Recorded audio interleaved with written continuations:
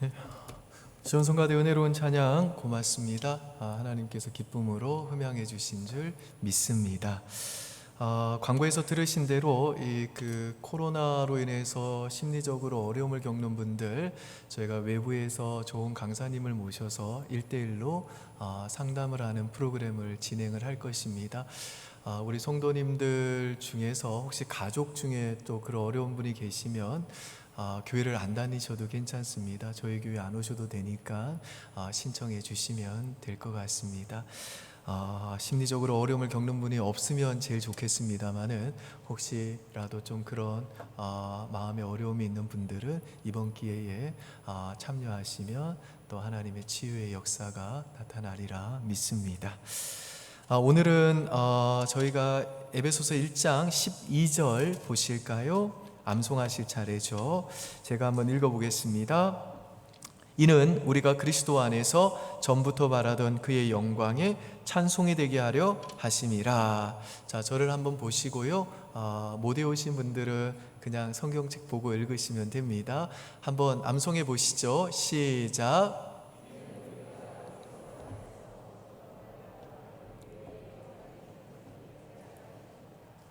네, 잘하셨습니다.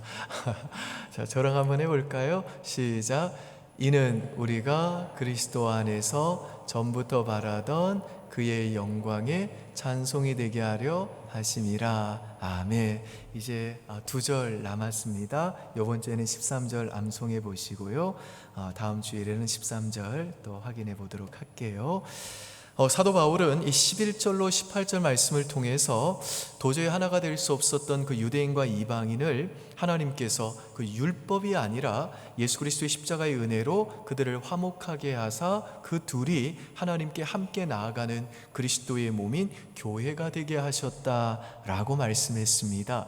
그래서 원래 이방인이었던 그 에베소 교회의 교인들은 이제 예수를 믿고 난 후에 놀라운 특권을 가지게 되었는데요. 그 특권이 뭔지 19절을 한번 보실까요? 2장 19절입니다.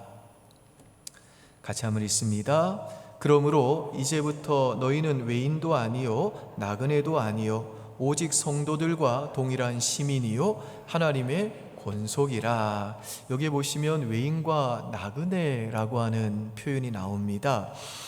이게 무슨 뜻인가 하면 왜 우리나라 안에서도 살고 있는 불법 체류자들과 같이 우리와 함께 살고 있지만 어떤 일이 발생했을 때에는 우리나라 시민에게 제공되는 이 나라가 제공하는 그 법적인 보호와 혜택을 전혀 받지 못하고 소외감을 느끼는 자들, 이들이 바로 외인과 나그네입니다. 그리고 하나님의 권속이라는 말은 하나님의 가족이라는 뜻입니다. 그러니까 에베소 교회의 이 교인들은 원래는 그 하나님 나라 밖에 있는 이방인이요 외인이요 나그네들이었는데 이제는 예수 그리스도의 그 십자가의 은혜로 말미암아 하나님 나라의 시민이 되고 또 하나님의 가족이 되어 가지고 이제는 하나님 나라가 제공하는 그 모든 특권과 보호와 혜택을 누리는 자들이 되었다라는 말입니다.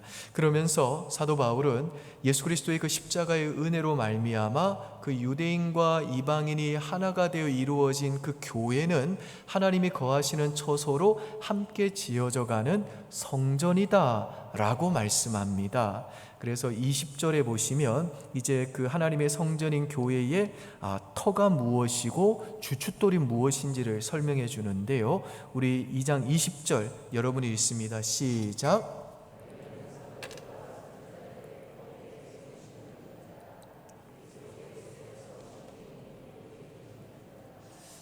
여기에서 이 사도들과 선지자들의 터라고 하는 이 말은 하나님께서 이 사도들과 선지자들을 통해 주신 하나님의 말씀을 가리킵니다. 그러니까 하나님의 성전인 이 교회의 터는 하나님의 말씀이라는 겁니다. 그리고 이 모퉁이 돌은 건물을 지을 때 기초가 되는 돌을 가리킵니다. 이 히브리 사람들은요, 건물을 지을 때 먼저 이 4개의 이 그 모퉁이 돌을 먼저 놓고 그 모퉁이 돌을 따라 가지고 이 벽돌을 하나씩 연결해서 쌓아 올려 가면서 건물을 지었습니다. 그러니까 예수 그리스도가 바로 하나님의 성전인 교회의 중심이고 기준이 되신다는 겁니다. 이어서 이제 사도 바울은 하나님의 그 성전을 구성하고 있는 벽돌이 무엇인지를 소개를 합니다. 21절과 22절 보실까요? 제가 21절 읽을 테니 여러분이 22절 한번 보십시오. 그의 안에서 건물마다 서로 연결하여 주 안에서 성전이 되어가고,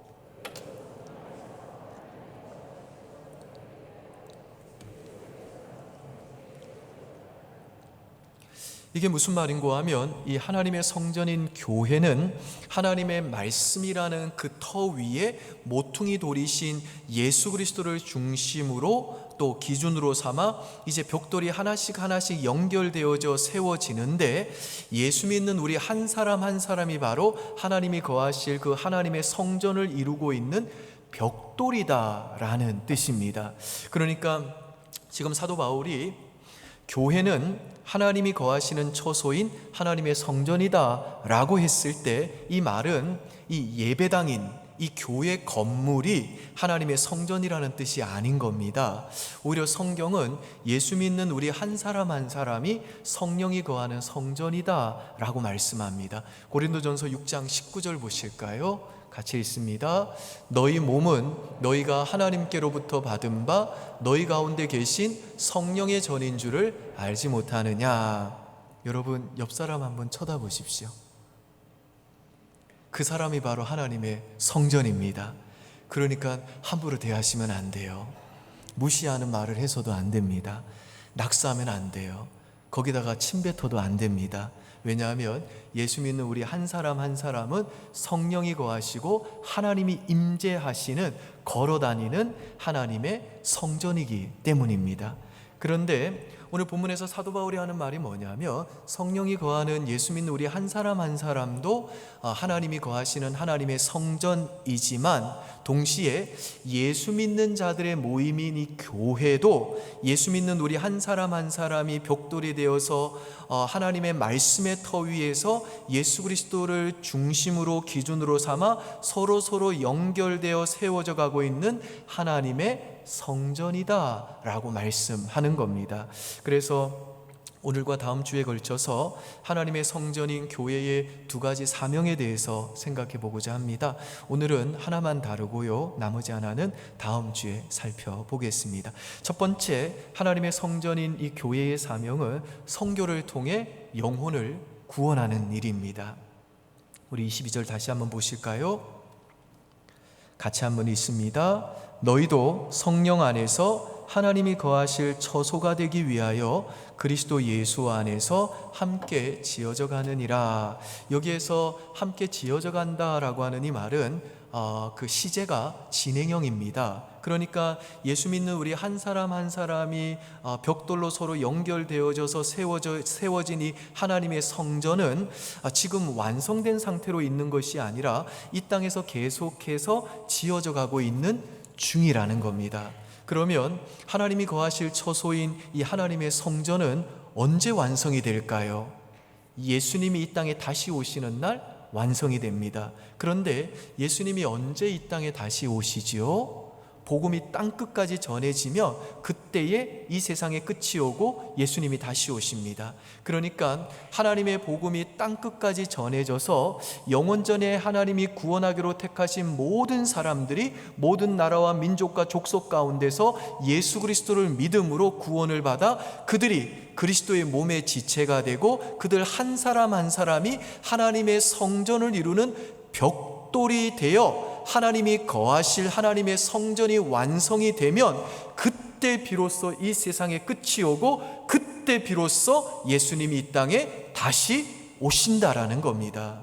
그리고 우리 하나님은요, 그 맹렬하고 집요한 열심으로 하나님이 거하실 그 하나님의 성전을 완성하기 위해서 지금도 이 역사를 주관하시고 다스리고 계시고 지금도 이 세상에서 그 계획을 성취하기 위해서 쉬지 않고 일하고 계신다라는 것입니다. 따라서 하나님의 뜻을 이 땅에 이루어 드리기 위해 존재하는 교회가 이 세상에서 해야 될 가장 중요한 사명은 뭐냐면, 세상 끝날까지 선교를 통해 영혼들을 구원해 가지고 그들이 그리스도의 몸이 되어 하나님의 성전을 이루는 벽돌이 되게 함으로 하나님이 영원토록 거하실 그 하나님의 성전이 완성되게 하는 일에 헌신하는 것, 그래서 하나님의 그 영광스러운 구원의 계획과 하나님의 그 간절한 열망이 이 땅에 온전히 이루어지게 하는 것, 이게 바로 하나님이 교회에게 주신 가장 중요한 사명이라는 것입니다.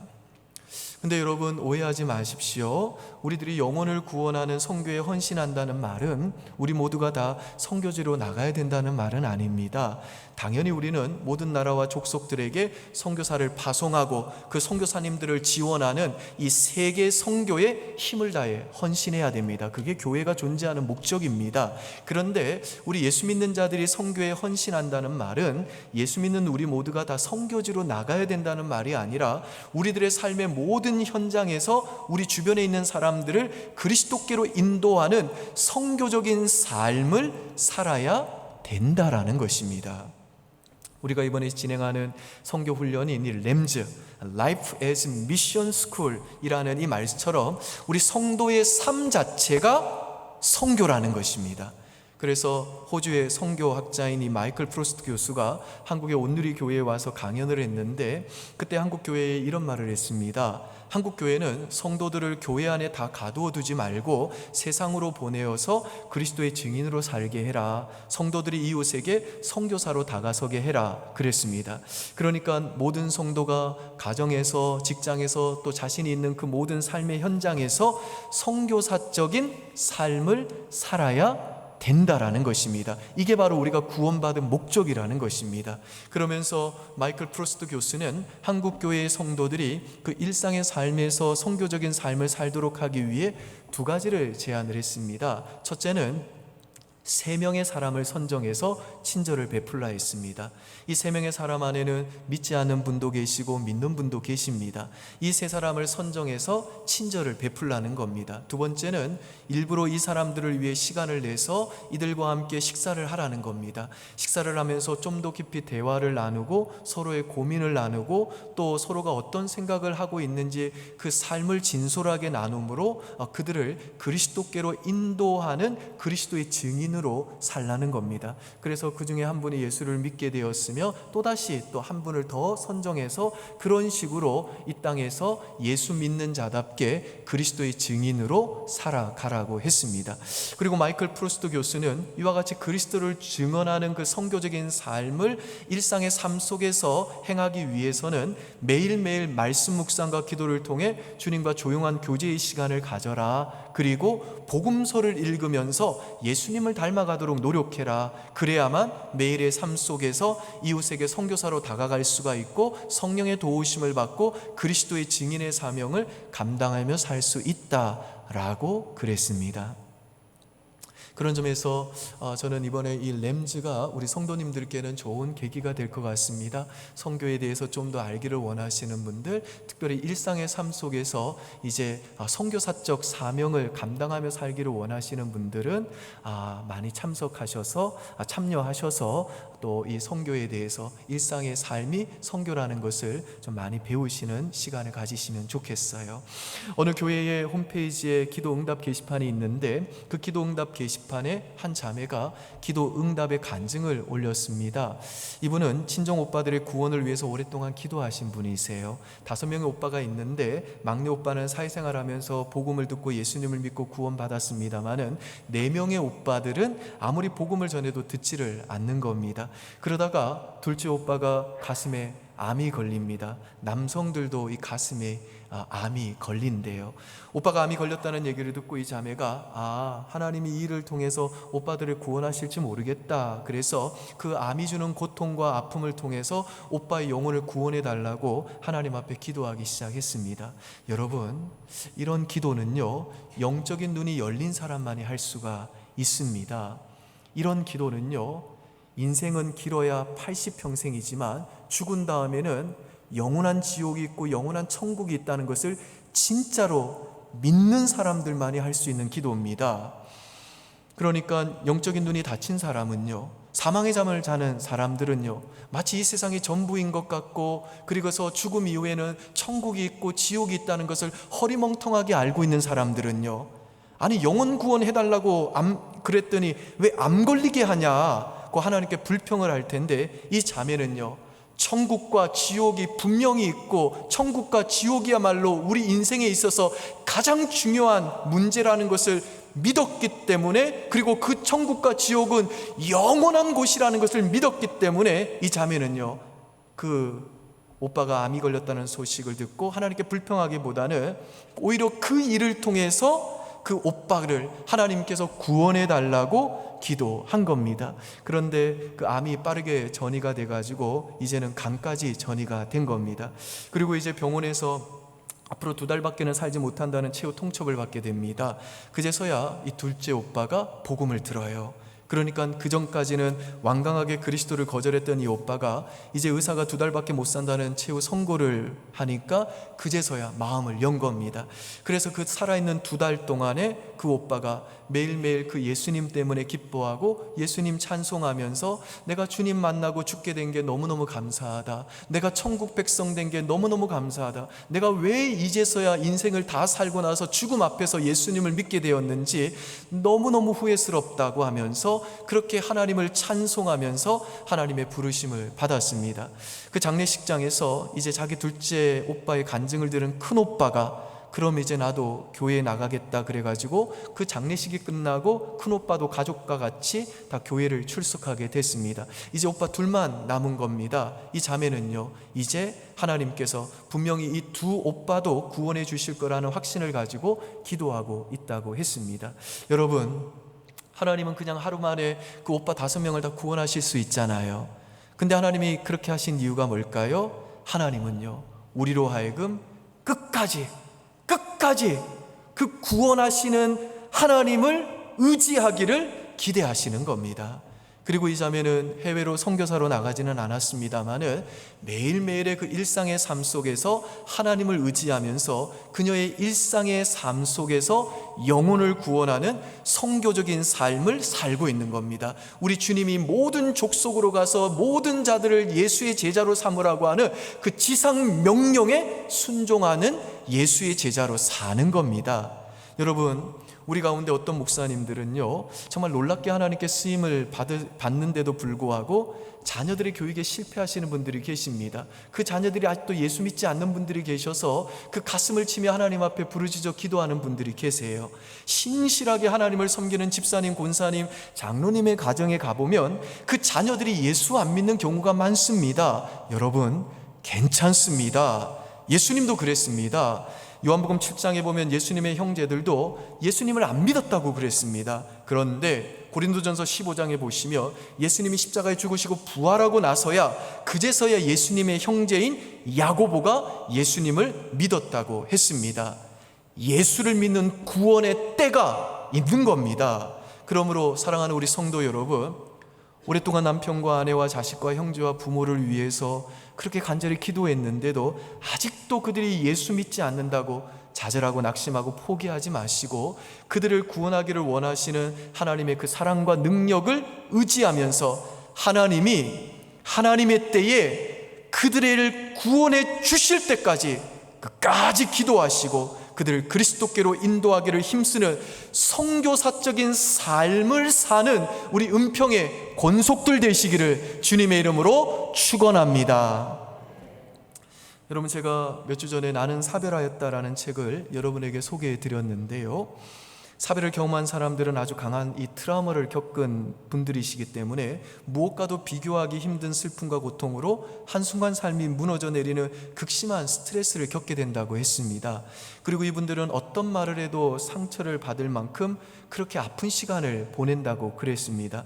그리고 더 안타까운 게 뭐냐면 이분들은 자신이 사랑하는 사람을 지켜줘야 되는데 내가 잘 돌봐주지 못했기 때문에 죽은 것 같고, 내가 병원을 잘못 선택해서 죽은 것 같고, 치료 과정에서 자신이 어떤 잘못된 결정을 해서 죽은 것 같고, 예수 믿는 내가 믿음이 부족해가지고 죽은 것 같고, 사랑하는 사람이 떠난 후에 이제 일상의 삶 속에서 작은 기쁨을 누리는 것조차 죄책감을 경험한다고 그랬습니다. 여러분, 이와 같이 깊은 상실감과 이 죄책감에 사로잡혀서 헤어나오지 못하는 이 사별자들과 같이 이 절망적인 마음의 우울감에 지금 사로잡히고 있는 그런 분들이 다시 그 절망의 자리에서 회복되고 다시 그 절망의 자리에서 일어날 수 있는 방법이 뭘까요? 유명한 정신과 의사인 칼 메닝거가 정신건강에 대해서 강의를 하고 있는데, 그 강의를 듣고 있는 분이 이와 똑같은 질문을 했습니다. 선생님, 만일에 어떤 트라우마로 인해 정신쇠약 증세에 시달리는 사람이 당신에게 와서 조언을 구한다면 당신은 어떤 조언을 하고 싶습니까? 그렇게 질문했는데, 그때 이 칼 메닝거 박사가 이렇게 대답했습니다. 집 밖으로 당장 나가서 당신의 도움을 필요로 하는 사람들을 도와주십시오. 여러분, 이게 올바른 처방입니다. 내 마음속에 고통이 있고 상처가 있다고 해서 그것을 부여안고 신음하면 우리는 결코 그것을 해결할 수 없습니다. 그 고통에 대한 처방을 찾는 것보다 더 중요한 것은 하나님 말씀에 순종하기 위해 나에게 주신 하나님의 그 내가 해야 될 그 사명을 찾고 앞을 향해 나아가는 것입니다. 그러니까 아픔과 고통의 시간에 우리는 위로도 필요하지만 그 위로를 넘어 하나님이 나에게 주신 사명을 찾아서 그 사명을 위해서 앞으로 순종하며 나아가게 되면 우리 앞에 있는 그 과거는 자연히 처리가 되고 그때 우리는 진정한 자유를 누리게 된다는 겁니다. 아멘이십니까? 아멘. 사도행전 9장에 보면요, 도르가라는 여인이 나옵니다. 이 도르가는 참 과부였어요. 초대교회의 참 과부라고 하면 어떤 인물인가 하면 돌봐줄 사람이, 가족이 아무도 없는 사람을 참 과부라고 했습니다. 그래서 참 과부였던 이 도르가는 생계를 위해 교회의 도움을 받아야만 했던 아주 외로운 분이셨어요. 아마도 60세가 넘었을 거라고 짐작이 됩니다. 그런데 이 도르가는요, 그렇게 가족도 없고 참 외로운 과부였지만 자신이 살아있는 한 하나님이 자신에게 주신 사명이 있음을 믿고, 그 사명은 가난한 자들을 돕는 것이라는 사실을 알고 자신이 직접 속옷과 겉옷을 지어가지고 자기보다 더 힘들고 가난한 자들을 섬겼던 너무나도 신실한 분이셨습니다. 그런데 여러분, 이렇게 교회의 도움을 받고 생계를 유지하면서 자기가 할 수 있는 대로 사람들을 돕는 사역을 했던 이 도르가의 가장 큰 소원이 뭐였겠습니까? 부자가 되는 것도 아니고 젊어지는 것도 아니고 그냥 하루빨리 자신의 사명이 다 끝나고 천국에 가서 이제 보고 싶었던 남편도 만나고 사랑하는 주님의 품에 영원토록 안식을 누리는 거 아니겠습니까? 그래서 매일매일 천국을 고대하면서 살던 이분이 몸이 아프고 병이 나서 드디어 죽었습니다. 그래서 교인들이 참 좋은 사람이었는데 아까운 사람이 죽었다고 하면서 너무너무 안타까운 마음에 마침 연말에 있던 베드로를 데리고 옵니다. 그리고 베드로가 그 여인을 위해서 기도해가지고 이 여인이 다시 살아나요. 어떤 분이 이 장면을 상상력을 발휘해가지고 이렇게 묘사를 했습니다. 이제 도르가가 죽는 그 순간에 그 영혼이 몸을 떠나 천국에 들어갑니다. 너무나도 가고 싶었던 천국입니다. 천국 문 앞에서 이제 천사들이 나와서 그녀를 환영합니다. 그런데 그때 갑자기 한 천사가 뒤에서 급하게 뛰어와가지고 이 도르가에게 말합니다. 너 천국 못 들어간다. 베드로의 영빨이 너무 세다. 하나님이 다시 너를 살려주기로 했다. 그러니 도로 가라. 그래서 이름이 도르가랍니다. 그래서 그 영혼이 몸으로 돌아와가지고 도르가가 다시 살아난 겁니다. 그랬더니 자기 옆에 낯선 남자가 앉아 있는 겁니다. 베드로였어요. 여러분, 도르가가 그때 베드로 앞에서 감격했을 것 같습니까? 아니면 베드로를 째려봤을 것 같습니까? 째려봤을 거예요. 아니, 내가 드디어 가고 싶었던 천국 문 앞에 다다랐던 순간이었는데 왜 날 다시 여기로 돌아오게 했느냐며 베드로를 째려봤을 겁니다. 여러분, 이 도르가가 그렇게 다시 살아나서 몇 년 더 살면 뭐 하겠습니까? 이 땅에 와서 무슨 영화를 더 보겠다고 천국 문 앞에서 다시 이 눈물 많은 세상으로 돌아왔겠습니까? 도르가 입장에서는요, 다시 살아났다고 해도 여전히 그는 또 죽어야 될 몸이었고 또 자기를 돌봐줄 가족이 없는 나이 많은 외로운 과부로 살아야 하니 그 인생이 힘든 건 마찬가지잖아요. 그런데 그녀가 살아남은 다음에 하나님께서 그녀를 왜 다시 살려주셨는지, 왜 그 생명을 연장시켜 주셨는지 그 이유가 나옵니다. 사도행전 9장 41절과 42절 보시죠. 여러분이 있습니다. 시작.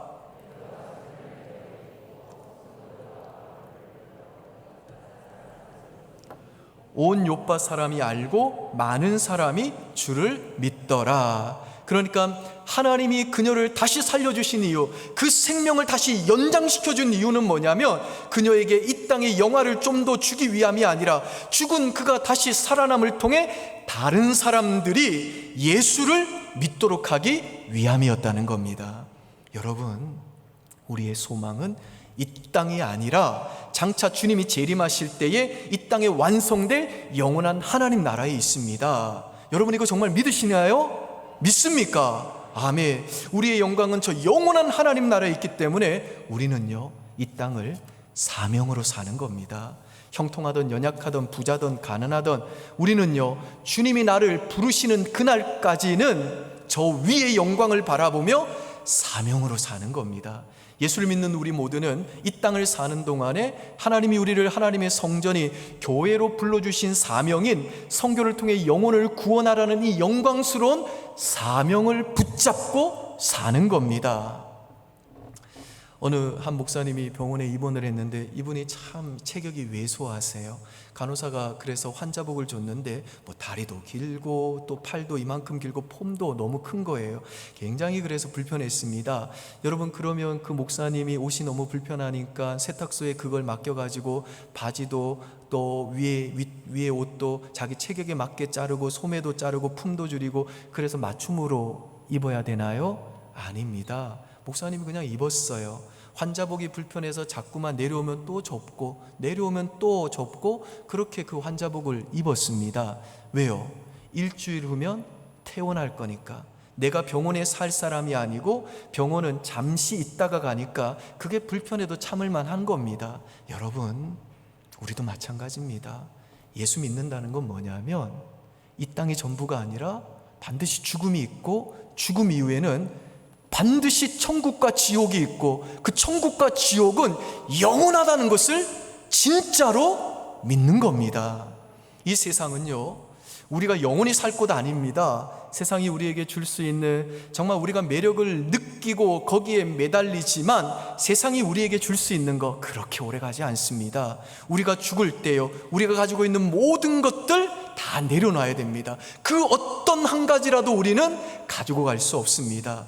우리는요, 정말 천국이 또 지옥이 있다는 것을 믿고 이 세상을 살아가는 예수 믿는 자들입니다. 우리는 그래서 하나님 나라를 기다리는 사람들이고 그래서 이 세상에서 좀 불편하고 잠시 힘이 들어도 괜찮은 사람들인 겁니다.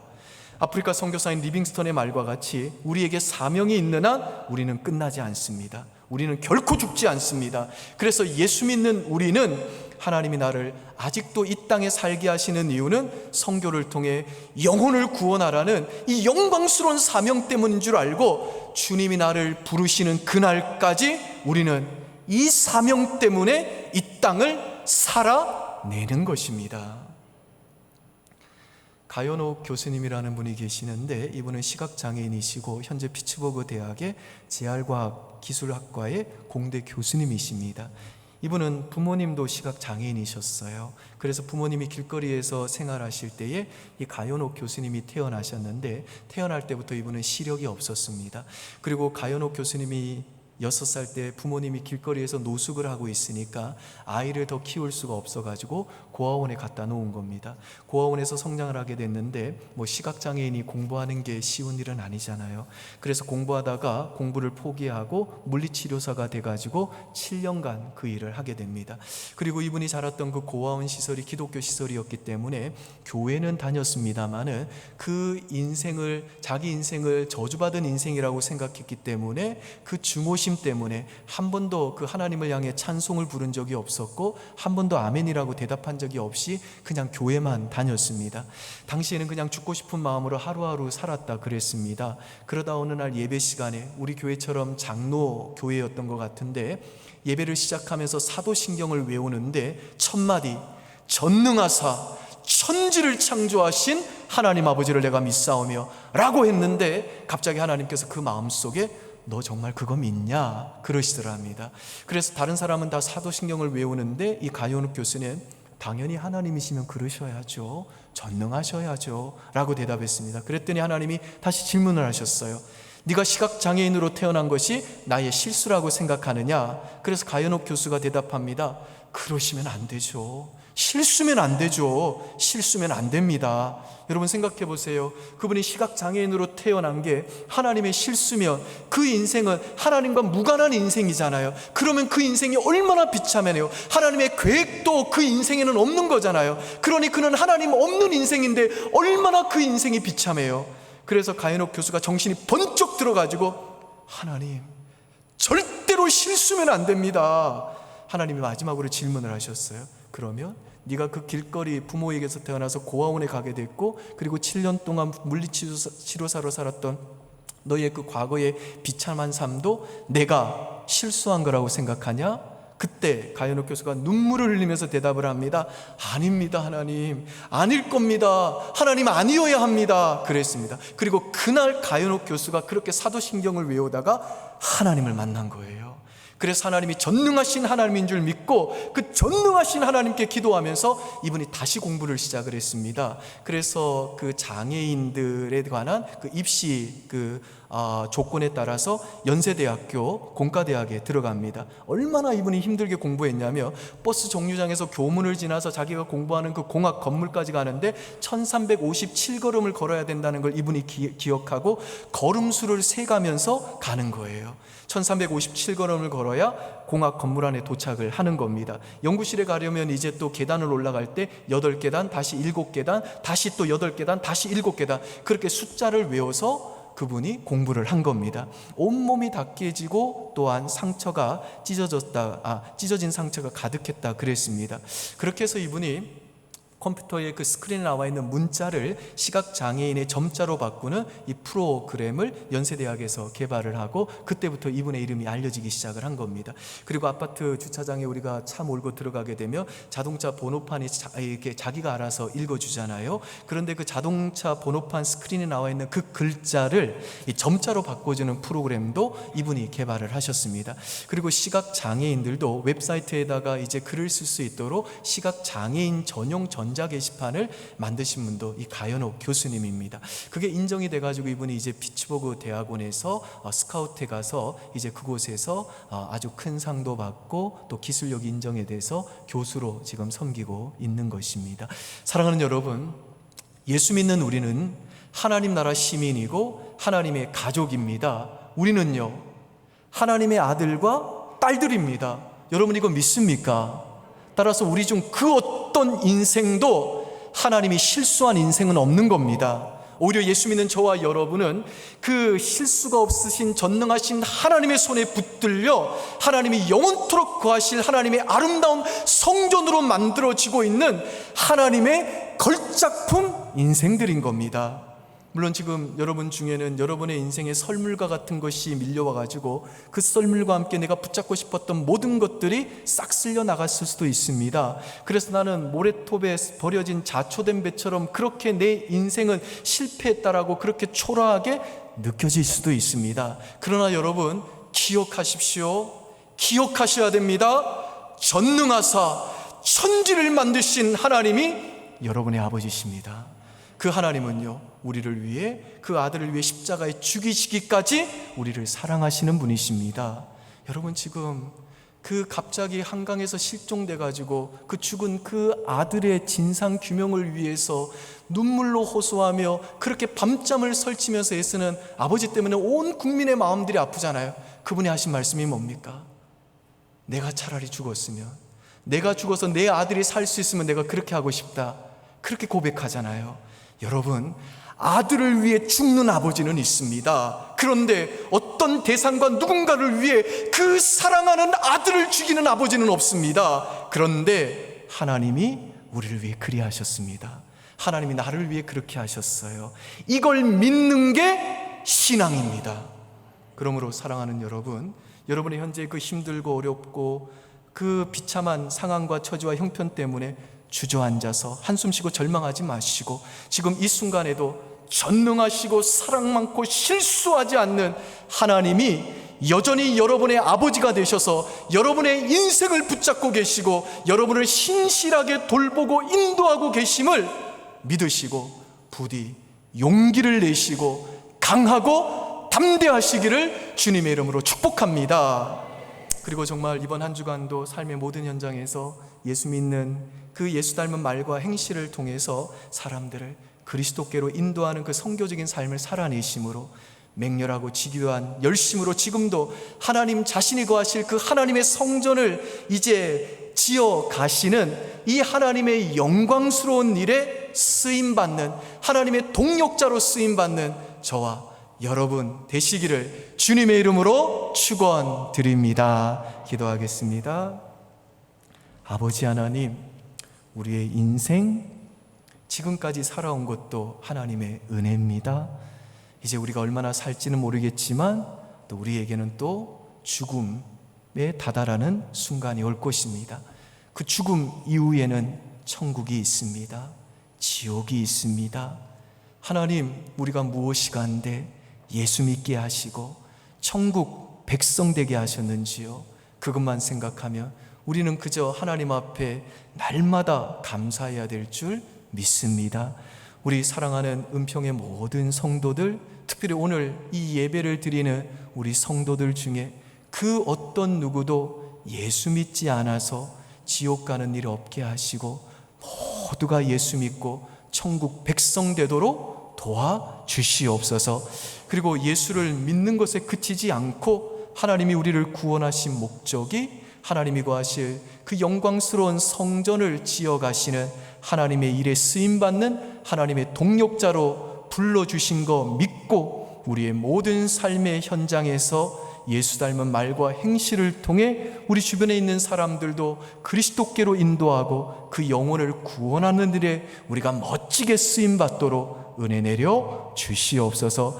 그래서 우리가 하나님 앞에 장차 서는 그때에 넌 대체 뭐하고 왔니? 라는 그런 책망이 아니라 하나님의 은혜 때문에 제가 하나님의 영광을 위해 이런 삶을 살았노라고 그렇게 하나님 앞에 올려드린 열매가 있는 복된 칭찬받는 인생 되도록 은혜 내려 주시옵소서. 감사드리며 예수님 이름으로 기도합니다. 아멘. 우리 다 함께 자리에서